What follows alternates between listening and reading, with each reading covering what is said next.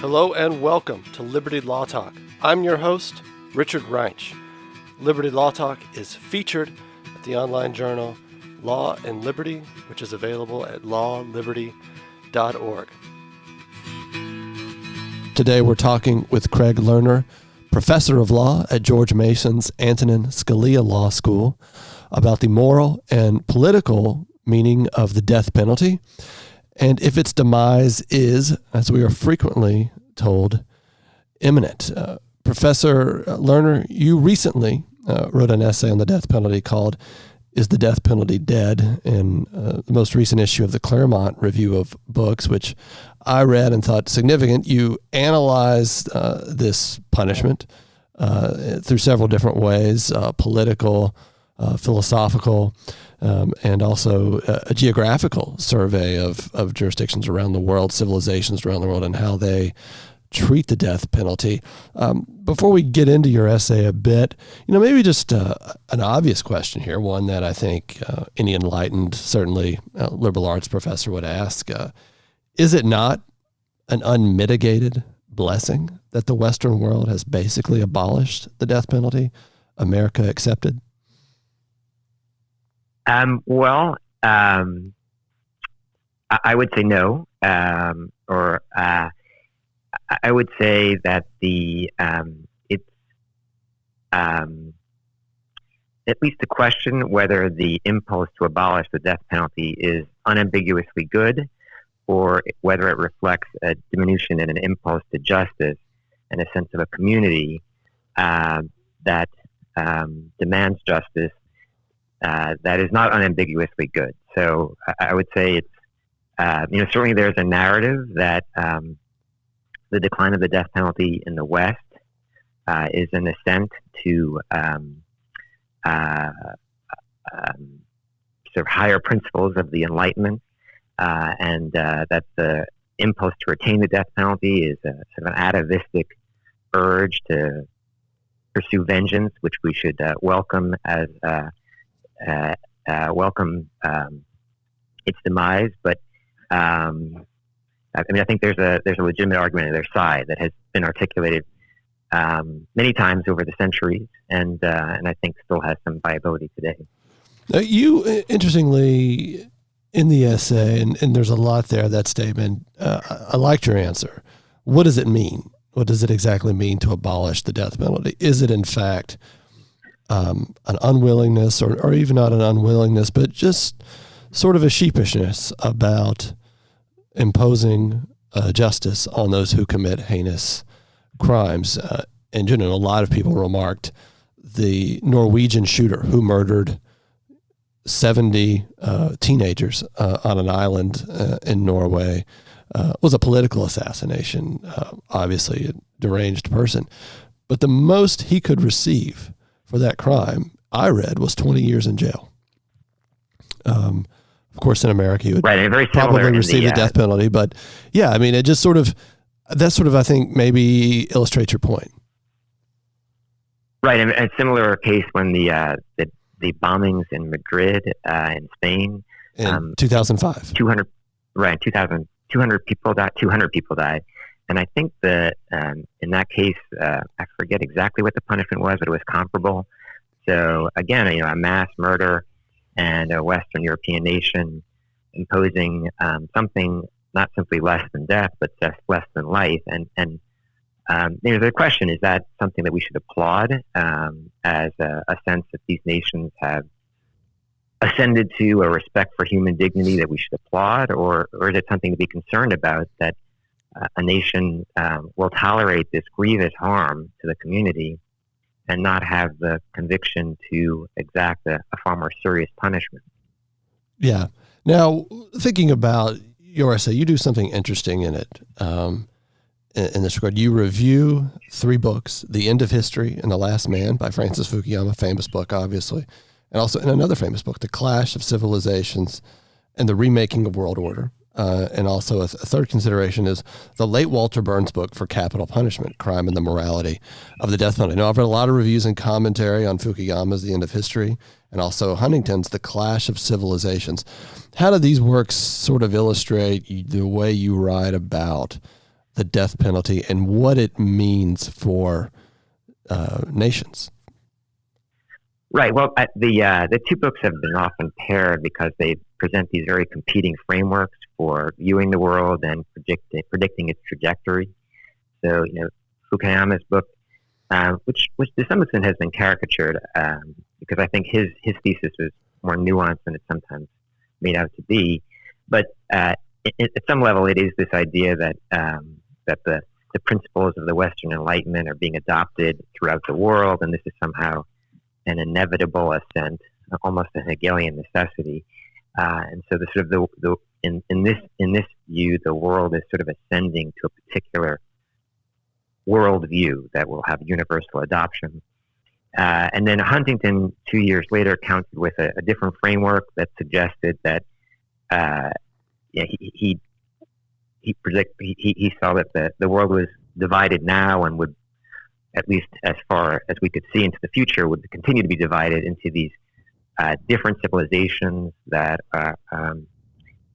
are rooted in different histories and at a very high level value different things, and that this will continue, and that it was simply so the universal of the West. Yeah, so think about Fukuyama, who I think is also a student of Alexander Kojev, that somehow the future would be a universal and homogeneous state, more or less. Maybe that's a simplification in Fukuyama's thesis, but sort of a liberal, democratic world order in which what would that mean, though, for how we defend that position, or would it need a defense so much as just verbal articulation and defense that way, because its gifts would just be so manifestly good?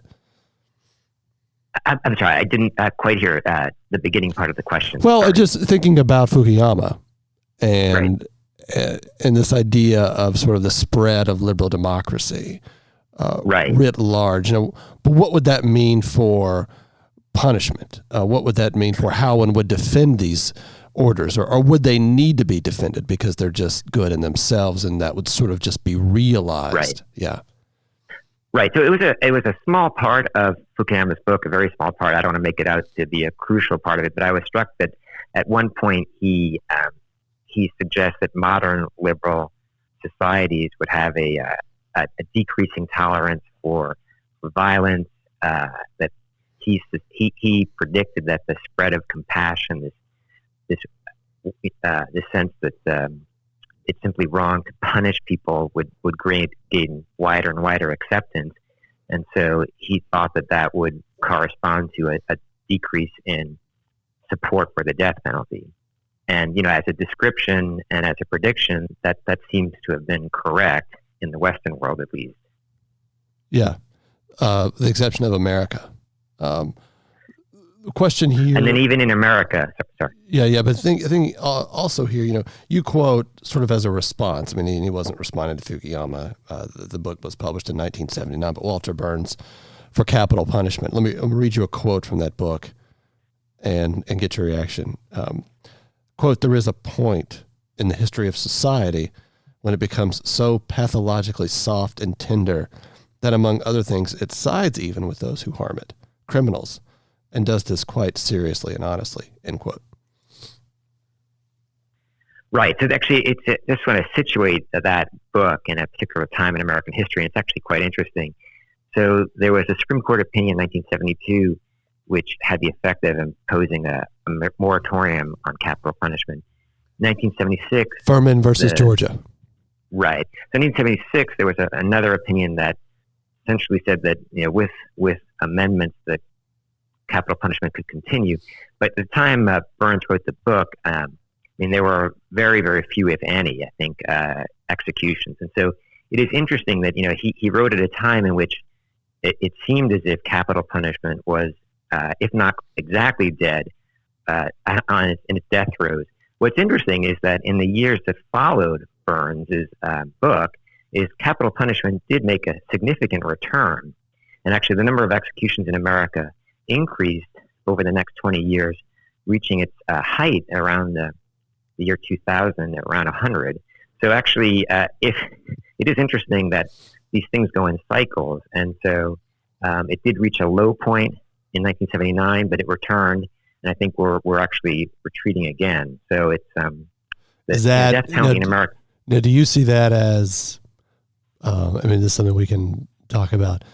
The perception in the 70s and 80s was, rightly so, I think, of a crime wave in this country, particularly in urban areas, and sort of the death penalty became sort of a response of the revenge, bloodlust of Americans. It returned. You note in the book that after this Supreme Court opinion in Furman v. Georgia, 35 states reenacted death penalty statutes. What do you attribute that to? And maybe now it's this perception that the war on crime has been won in a big way. It's, we hear stories of large cities, New York, Chicago, other places where crime has greatly declined, although a recent upsurge in the last few years, I'm told. And so similarly, does that explain a falling off of the death penalty? Well, it is true that there was sort of the crime wave in the 80s, and you can explain in some sense the increase in executions by that. Although, I think that it was interesting after Furman that I'm not sure how high the crime rates were in the 70s. I think what was striking to me when I researched this a bit is that, in the early 70s, you had these, the justices, apparently some of them amongst themselves sort of wondering whether it was even necessary to abolish the death penalty because in their view, the support for the death penalty was declining, and it would evaporate even without any elitist intervention. And it was so striking that immediately after Furman was decided, you had this overwhelming number of states saying, no, we want the death penalty. So to me, that was just part of an interesting kind of narrative in which elitist opinion or elite opinion consistently underestimates the depth of the support for capital punishment. And I don't think that support is simply a matter of assessing crime waves. I think it goes to something deeper about what people think is just. So it's true. Well, that would be, I guess my asking that question, that would be sort of the elite read of penalty, of opinion regarding the death penalty. That it's, right. It's sort of bloodlust, right, and that's about it. Yeah. And with in recent years, the number of executions has gone down. It's actually about 20 or so this year so far, 25 last year, which is again down from the peak around 1999, 2000. But and even more dramatic, the number of death sentences has declined. I would wonder, I'll just say one quick thing. I always wonder whether that represents a really significant decline in support for the death penalty, or just the incredible number of legal hurdles that are now necessary to be surmounted before a death sentence can be imposed. Yeah, no, on this point, just quoting you in the article, in 2015, Supreme Court Justices Stephen Breyer and Ruth Bader Ginsburg mused, quote, "The death penalty is dying away. A majority of Americans reject capital punishment." Justice Antonin Scalia astutely responded, "Welcome to Groundhog Day." Right. No, and then it was the very next year, as I point out, as many people have pointed out, there were these state referenda in Oklahoma, Nebraska, and California about the death penalty. And the ones in Oklahoma and Nebraska, the death penalty won by 2-1 or 60%. But it was even more striking in California. There were 2 referenda, and each one, with respect to the death penalty, won.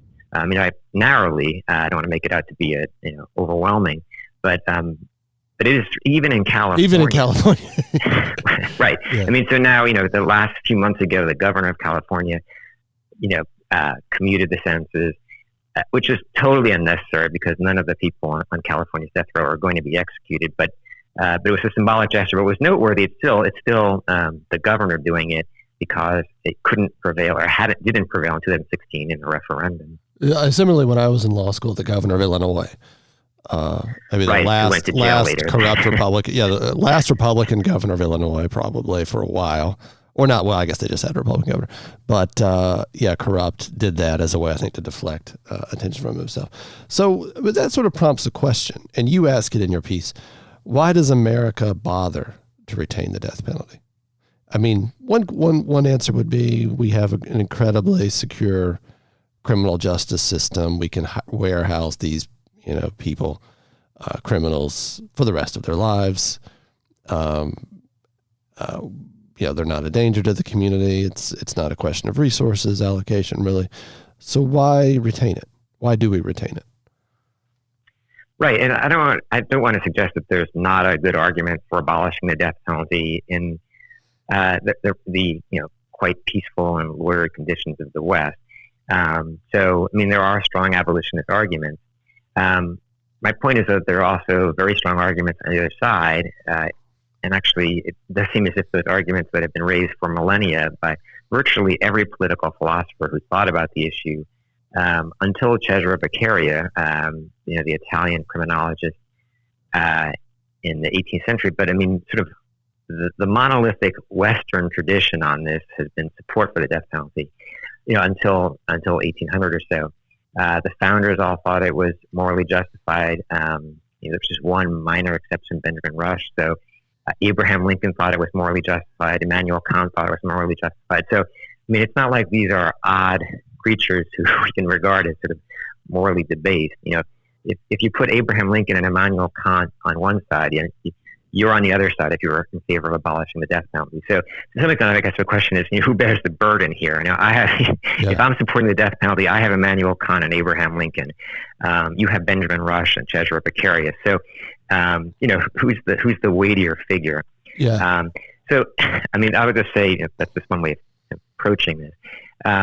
But I would say, with respect to why America retains the death penalty, is that there are certain crimes that just seem to call for the greatest punishment, because the harm to the community was so grievous that anything less than that would somehow be disproportionate and unjust.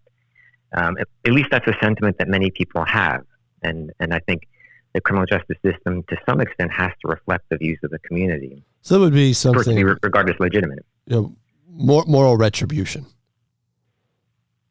would be sort of a philosophy that would undergird support for the death penalty, I think. Sure. I mean,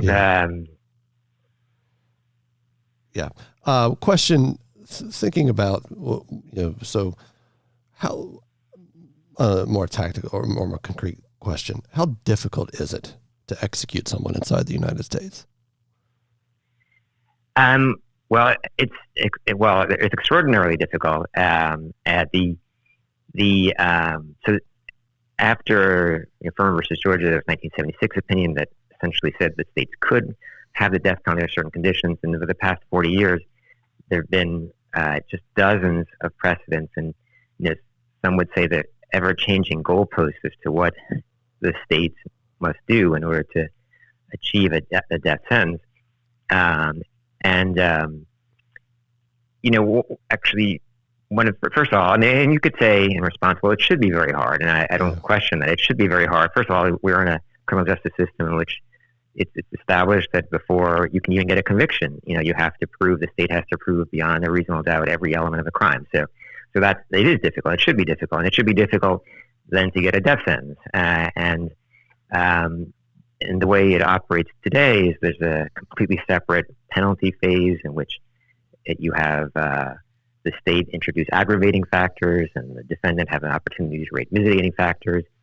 And at this point, although it's never been held to be constitutionally required, in every state there needs to be a unanimous, and the federal system, a unanimous jury verdict in favor of the death penalty. So only one juror can dissent and could prevent the death sentence. So there's simply that mechanism that it's just very hard to secure a death sentence. And then even if a death sentence is secured, then you're talking about decades of appeals. And in many jurisdictions in America today, it's just extraordinarily difficult to prevail in affirming that death sentence. Thinking about, also we were discussing, Western nations and the abolition of the death penalty almost. Is it also, it seems, you mentioned Kant and Abraham Lincoln favoring the death penalty. It seems also what's lurking in here, though, is secularism, a progressivism, an individualism, sort of a loss of belief in injustice or in sort of, real truth, accountability for one's actions. I mean, this seems to me when I think about the West, and I kind of situate this within the Roman Catholic Church's response to the death penalty from, say, John Paul II forward, which has been, at least up until Pope Francis, that it was justified but prudentially unwise, or it shouldn't be done really anymore in the West. Of course, he didn't limit it to the West, but as I thought about that, the support for the death penalty, though, seems to me more of a, I'll say, extension of the Enlightenment more than anything else, or the retraction of support for the death penalty. Yeah, I agree completely. And actually, Justice Scalia made this point at various points, and he's not the only one, that the decline of the death penalty corresponds to an increase in secularism, not an increase in the religious impulse. And I mean, it's noteworthy that in Western Europe, where religion has declined in its influence, the death penalty has quickly taken hold. And actually, I actually wondered about this and was hoping to do a kind of empirical study, but it does seem as if those states in which you're more likely to find church attendance, you're more likely also to find capital punishment. So it is nonetheless striking, and as not a Roman Catholic, I don't want to opine on what Roman Catholic teaching. I'm Catholic, and I impose it all the time. I'm just kidding.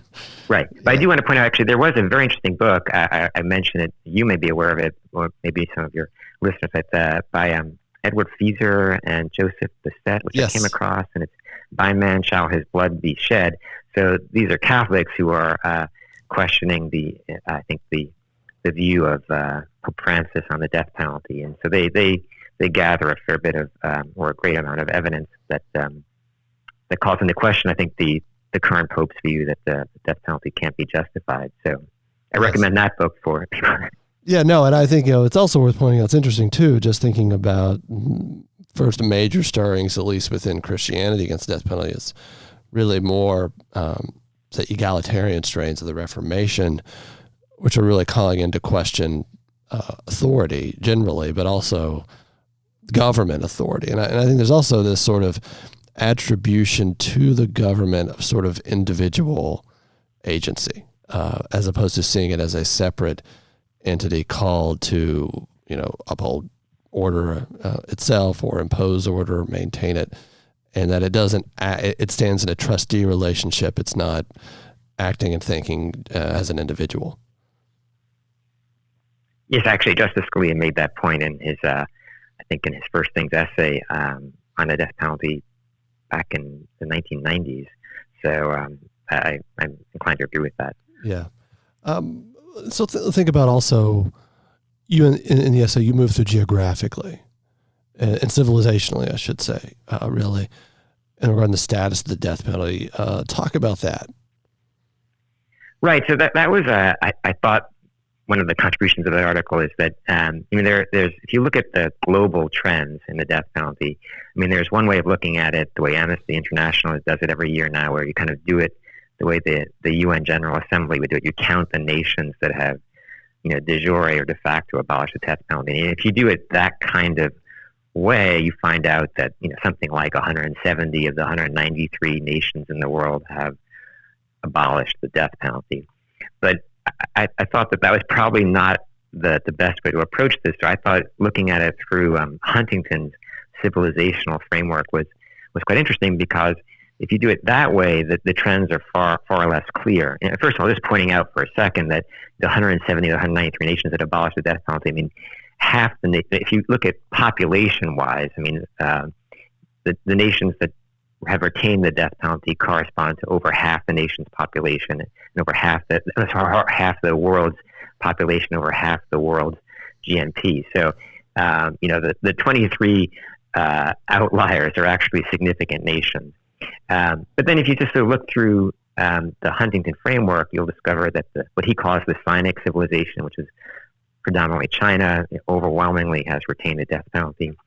The Japanese civilization, and this is Japan is one I wanted to focus on because it's really a complete embarrassment to those who really make a lot about the embarrassment that the United States has retained the death penalty. They always have to gloss over Japan, because I haven't actually crunched this, but I strongly believe that on a per homicide basis, Japan has more executions than the United States, and it's been that way for the past 20 years. So it's hard to question Japan's status as either a civilized or industrialized nation, but they retain a death penalty.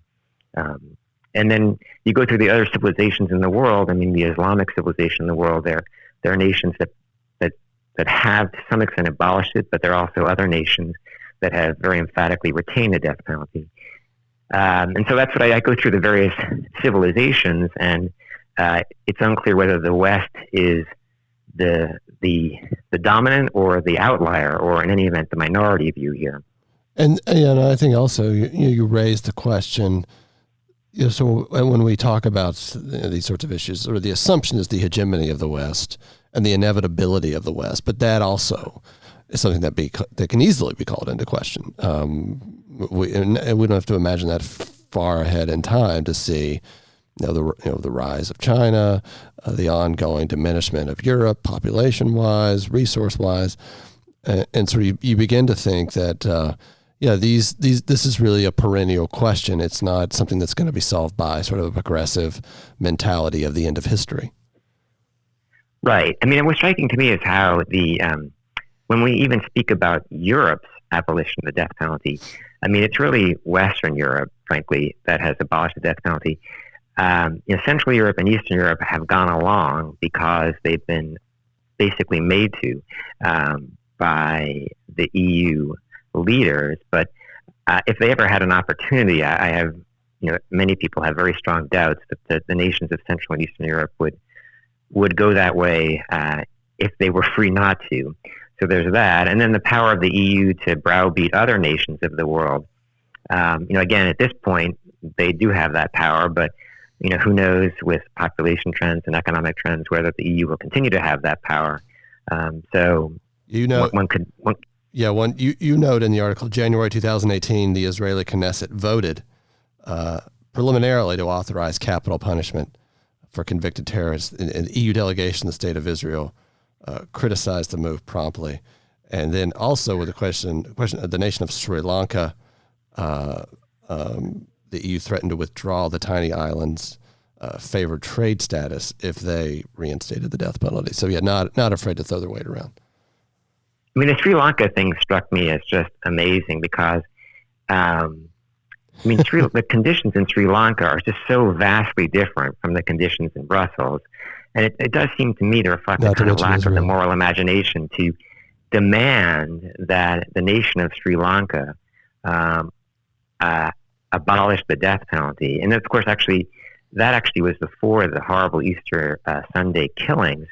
I mean, the conditions in Sri Lanka, as I said, actually, I think there's even more interest in returning the death penalty, but the conditions in Sri Lanka are just so different from Brussels that, to insist that Sri Lanka have abolished the death penalty seems unfair. It's another form of colonialism, in a way. You could suggest that, yes. We're thinking about the death penalty also, and the European Union has no army or armed forces to speak of. The president of France, Emmanuel Macron, has called for some sort of repeatedly over the past year has called to create that armed force. It doesn't seem likely. And of course, many European nations themselves have paltry defense forces and also have abolished the death penalty. Do you see a connection there at all in the sense of an unwillingness to think seriously about what order requires and the willingness to defend one's community? Right. I think this leads into the, actually in your essay, you connect the death penalty or Europe's attitudes toward the death penalty through the work of Pierre Manon. And I think that's where you're leading with this question, is that it seems of a piece that an unwillingness to confront the state of nature that lies behind civil society goes along with both an unwillingness or difficulty in retaining an army, as well as a difficulty in in pursuing the death penalty against those who have committed horrible crimes. So, I mean, you could see them at some principled level being the same. Yeah, when I wrote that essay, it was in 2018 after Pope Francis had made the decision that somehow within Catholicism he could unilaterally change the teaching on that and condemn the death penalty outright. And I begin to wonder, in thinking about Pierre Menard's point, when he looked at his native country of France and also European nations more broadly, and he looked at America and said, what really separates America from Europe is their willingness to defend their nation state, evidenced by the ability to project force abroad. He said this in 2007, but also their retention of the death penalty, because the use of the death penalty is to suggest that the state of nature never goes away. And the European insistence is that somehow we've surmounted that. And there's nothing really to be afraid of. There's no danger here. There's just sort of permanent prosperity. And Menard said, if you make that move, that somehow nations begin to lose moral authority before their people. And I've reflected a lot on what he means by that, and I think it's sort of an evisceration of any real devotion or standing on the part of citizens to their country, and the refusal to defend it in a lethal way. Right. I mean, I think that putting it in a favorable light, the impulse to execute criminals is a way of affirming your sense of a community, so that the person who was killed or the family of that person, they're not strangers to you. I mean, they're part of a community that you value, you treasure it. The harm that was done to them is a harm that was done to you. You feel anger about that, and anger is not something that we want to promote, but it's not something we want to extinguish. We want to channel it in some way that the death penalty can do so, assuming that it's not a lynching, it's after appropriate judicial process. And so you could say that the impulse to execute a criminal is, a willingness to absorb a great cost because the person who died was not a stranger to you. And similarly, the willingness to go to war to defend one's nation is a sense that the nation or the community means something, that you're willing to absorb a cost. So, I mean, I think that the two are united in that way, or could be seen as united. Menard makes another connection that the refusal to put the worst persons to death in your country also would seem to go along with the unwillingness to defend your country in war. That is, right. If how could I be asked to do this if the government doesn't even do this? It's sort of another interesting way to reflect on it. Right. I mean, I think Walter Burns, in his book on the death penalty, talks about the majesty of the law as being most displayed by the use of the death penalty. And I mean, if the law is simply seen as an instrument of self-interest, it kind of loses its power, and so in some sense, the death penalty is a way of a nation saying, this is something. The law is something more than simply an instrument of self-interest. It's something greater than that. So, on that point, maybe we can end. You end your essay with an interesting account of the trial of the Zarnov brother. Let me get his name right. Dzhokhar Zarnov, who participated in the Boston Marathon bombing in 2013, and along with his brother, who was killed. But the surviving brother at the trial was just, I didn't know this, that the federal prosecutors sought the death penalty as his punishment. And in this sentencing phase, they wanted to go through, the sort of celebrity Catholic sister Helen Prejean spoke out against imposing the death penalty on him, and you sort of quote the back and forth between the prosecutor and Prejean, and what he nicely does is communicate to the Boston jury, she's not a part of our community. She does this all over the world. She's sort of a celebrity in this regard, humanitarian celebrity. That's really how she's seen. So why would you necessarily listen to her? I thought that was an interesting part of the essay. Right. I mean, I have the fortune of talking to one of the prosecutors on that trial team, and he was discussing the strategy that they were thinking about, how to cross-examine that witness, which they knew she was going to come and testify, and they had a sense that she was going to come and testify, that she had spoken to Tsarnaev, and that he was repentant, and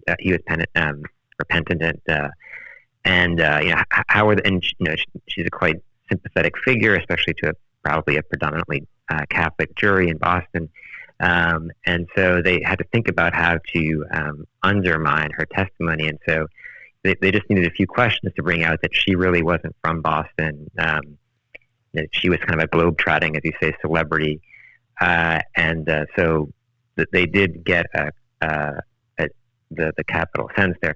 And I should just say that, it was really testament to the horror of that crime that the jury returned the death verdict, because you have there are several cases in the past few years in which they're really quite heinous crimes, and there's the jury has not returned the death penalty. So, but in that case, the jury did. So, and I thought also bringing out, as we've been talking about, sort of this aspect of defense of the community, the Boston Marathon, at least the things that I've read about it, is really a significant event within the city. For the city, it's well attended and regarded as sort of an annual event that marks the changing of seasons, among other things, and so that all seems to go to that idea as well of this is our place, and you tried to destroy it. Right. Yes. So. But actually, there are a number of interesting things about that, because actually, as the prosecutor told me, one of the victim's family in that case, actually requested that the state the federal government not seek the death penalty, and they pursued it anyhow, and which is interesting, because it really sort of makes the point that in some sense in a criminal trial, the client for the prosecutor is not quite the victim; it's the community generally. Right. And of course, exactly. Of course, the victim is someone extremely important in a criminal trial, and I don't want to discount that. But the harm was to the entire community of Boston, not just to the people's families of those who died or were injured. So it was a controversial decision on the part of the federal government there to seek the death penalty. President Obama's, by the way, Department of Justice, to seek the death penalty, because Massachusetts has abolished the death penalty. One of the victims did not want the death penalty, but nonetheless, they pursued it, and they did get a death sentence. So I'll conclude with your last sentence from the essay. Quote, "The evidence suggests that the death penalty is far from dead." Craig Lerner, thank you so much. Thank you very much.